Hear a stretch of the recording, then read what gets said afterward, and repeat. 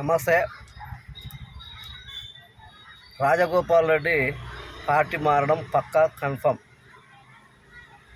Decide అయిపోయింది. రేపో మాపో ఢిల్లీకి పిలుస్తూ ఉన్నారు. వాళ్ళు వార్నింగ్ ఇవ్వడమా, ఈయన వివరణ ఇవ్వడమా ఏదో జరుగుతుంది. మొత్తం మీద మంత్రి పదవి ఇచ్చే అయితే అవకాశం లేదు. ఎందుకని అంటే OC 7%, BC OC 7% quota, minister quota అయిపోయింది. ఓసీలకు ఇచ్చే అవకాశం లేదు. జిల్లా కోటా లేదు.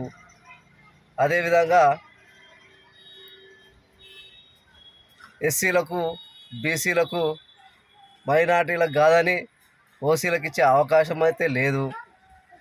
మరి అదేవిధంగా రాజగోపాల్ రెడ్డి గురించి చెప్పదలుచుకుంటే చాలా నిజాయితీ పరుడు, నికాస్ట్ అయినటువంటి వ్యక్తి, ఉన్నది ఉన్నట్టు మాట్లాడే వ్యక్తి, నమ్ముకున్న వాళ్ళని ఆయనతో పాటు పైకి తీసుకుపోయే వ్యక్తి. ఆయన దగ్గర ఉన్న లక్షణం ఇవి వాస్తవం.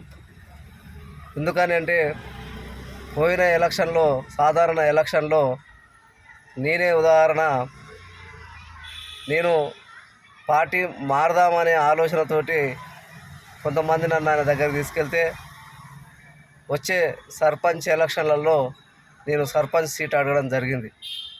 అది కుదరదు తమ్ముడు, నన్ను నమ్ముకున్న వాళ్ళు ఉన్నారు, సీనియర్లు ఉన్నారు, అందరినీ కూర్చోబెట్టి సీనియర్లు ఎవరైనా కాదు అన్నప్పుడు చూద్దాం, కానీ వాళ్ళని పక్కన పెట్టి నీకు ఇవ్వడం కుదరదు తమ్ముడు అని చెప్పేసి రాజగోపాల్ రెడ్డి గారు చెప్పడం జరిగింది.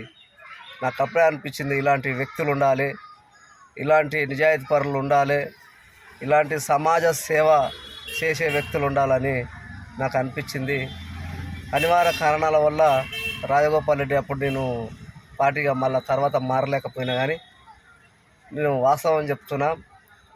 కానీ రాజగోపాల్ రెడ్డి గారికి కాంగ్రెస్ పార్టీ మంత్రి పదవి ఇవ్వడం అయితే కుదరదు, ఇవ్వదు. పార్టీ మారడం పక్కా. మరి ఈసారి ఏ పార్టీలో పోతాడో చూద్దాం, రాజీనామా ఎప్పుడో చూద్దాం. జై తెలంగాణ, జై హింద్.